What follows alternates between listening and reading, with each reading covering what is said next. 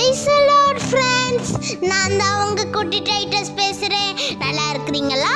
இப்போ நான் சங்கீதம் 23வது அதிகாரம் 5வது வசனத்தை மனப்பாடமா சொல்றேன். சொல்லவா? என் சத்துருக்களுக்கு முன்பாக நீர் எனக்கு ஒரு பந்தியை ஆயத்தப்படுத்தி என் தலையை எண்ணெயால் அபிஷேகம் பண்ணுகிறீர். என் பாத்திரம் நிரம்பி வழிகிறதுன்னு போட்டிருக்கு. இப்போ கூட சாமுவேல் தீர்க்கதரிசி ஈசாய் வீட்டுக்கு வந்தாங்க.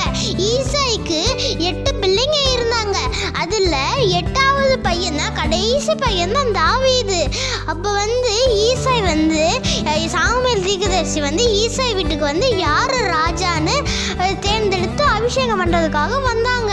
அப்போ அவங்க அண்ணன் எல்லாரையும் அபிஷேகம் பண்ணாங்க. யாருமே அதில் செலக்ட் இல்லை, யாருமே அதில் தேர்ந்தெடுக்கப்பட்டவங்க இல்லை.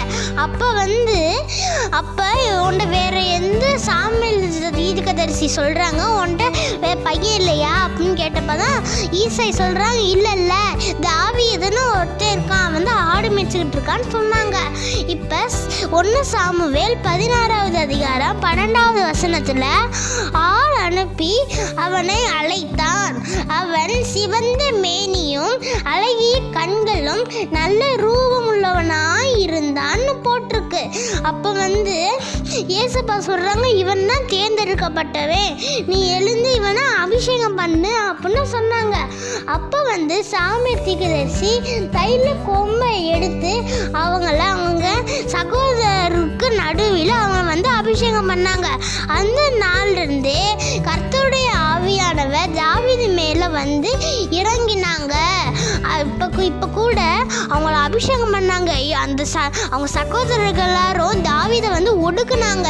ஆனா அந்த சத்துருக்களுக்கு முன்பாக கூட ஏசப்பாங்களை உயர்த்தினாங்க.